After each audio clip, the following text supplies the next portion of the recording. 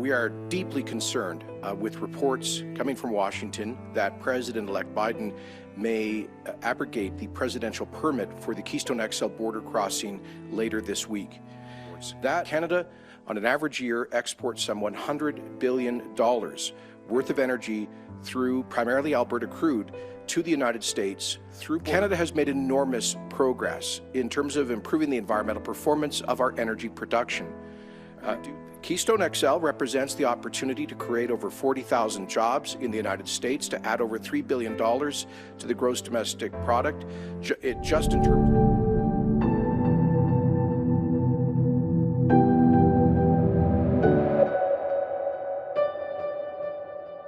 Good morning.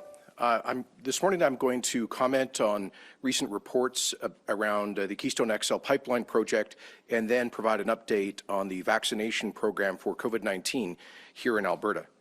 We are deeply concerned with reports coming from Washington that President-elect Biden may abrogate the presidential permit for the Keystone XL border crossing later this week.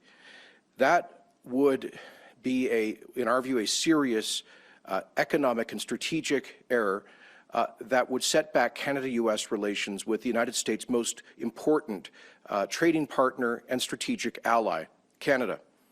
By far, the largest exports of Canada to the United States are represented by Alberta crude oil exports. Canada, on an average year, exports some $100 billion worth of energy through primarily Alberta crude to the United States through border crossing pipelines every year. That helps to fuel the American economy. And Keystone XL simply represents a expansion of that decades-old energy partnership and cooperation between our two countries. Keystone XL represents the opportunity to create over 40,000 jobs in the United States, to add over $3 billion to the gross domestic product, just in terms of its construction. But more importantly, represents energy security for a country in the United States that has sacrificed so much to maintain energy security as a key part of its strategic interests and its prosperity.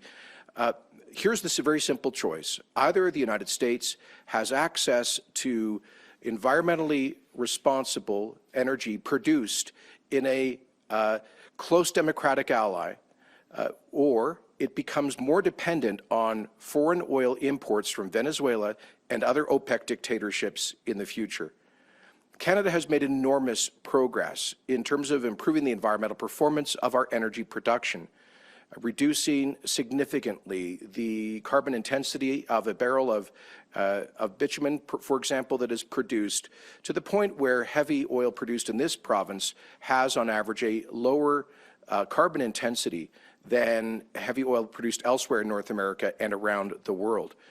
And Alberta and Canada are increasingly committed to doing better, with huge investments in technology like carbon capture, utilization and storage, and other technologies to continue improving our environmental performance. But most importantly, this is, as I say, the largest, by far, the largest export product of Canada to the United States. And Canada is the United States' most important trading partner. The strategic relationship between these two countries is essential for both of them, for North America, and indeed for global peace and security. We cannot imagine a circumstance where the United States would effectively choose to benefit OPEC dictatorships that have spread conflict and undermine global security, rather than partnering with its close democratic ally, Canada. Now, the Government of Canada has said that the top priority in the bilateral relationship is Keystone XL. And I understand that Prime Minister Trudeau expressed that to President-elect Biden on their call on November 9th of last year, in which the statement was issued indicating that they had agreed to engage on issues such as energy, environment, including Keystone XL. It is our fervent hope that the incoming U.S. administration will keep that commitment to engage with the top ally of the United States, with Canada. because in the lead up to the in the lead up to the swearing in of the new president, understandably, the transition team has decided not to have formal communications with foreign governments given events over recent years. But I believe that as the most important ally and trading partner of the United States, that the United States government owes Canada the respect to at least sit down with us and talk about this vital project in the broader context of our shared challenge in addressing climate change, continental energy security, and broader issues.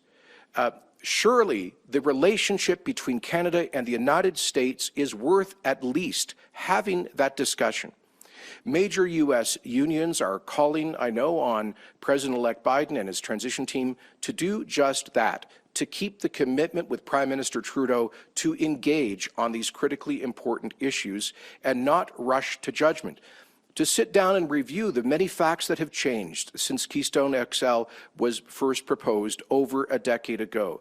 The dramatically improved environmental performance here in Canada, the fact that TC Energy, the operator of the pipeline, has committed to net zero carbon emissions related to the operation of the pipeline, the contracting of large union contractors with the support of the largest private sector unions in the United States, the negotiation of an agreement with a consortium of both American and Canadian First Nations, potentially to participate in an ownership stake in this project, and so much more.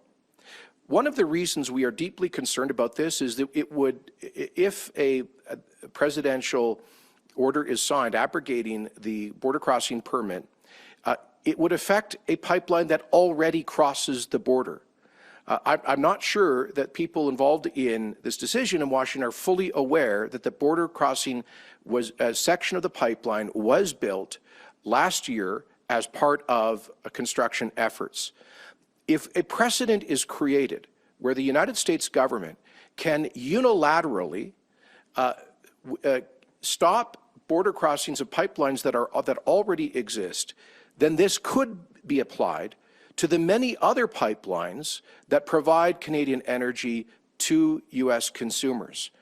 We know that the same political forces trying to disrupt and stop the construction of Keystone XL are involved in trying to stop the expansion of Line 3, as well as Line 5 to the upper Midwest, and many other vital projects that are the backbone of continental energy independence. And so if this precedent is allowed to go forward, I believe those same political forces will then seek to get a presidential order retroactively to remove the permission for border crossing of other critical energy infrastructure. And for Canadians here, we are talking about $100 billion in exports, more than twice as much the value of exports of Canadian automobiles and auto parts to the United States. So this is a matter that touches on Canada's vital economic interests. And I'm therefore confident that the Government of Canada will reflect in the next couple of days the kind of priority it has placed on the construction of Keystone XL in saying that it is at the top of the bilateral agenda. All we ask at this point is that President-elect Biden show Canada the respect to actually sit down and hear our case about how we can be partners in prosperity, partners in combating climate change, partners in energy security.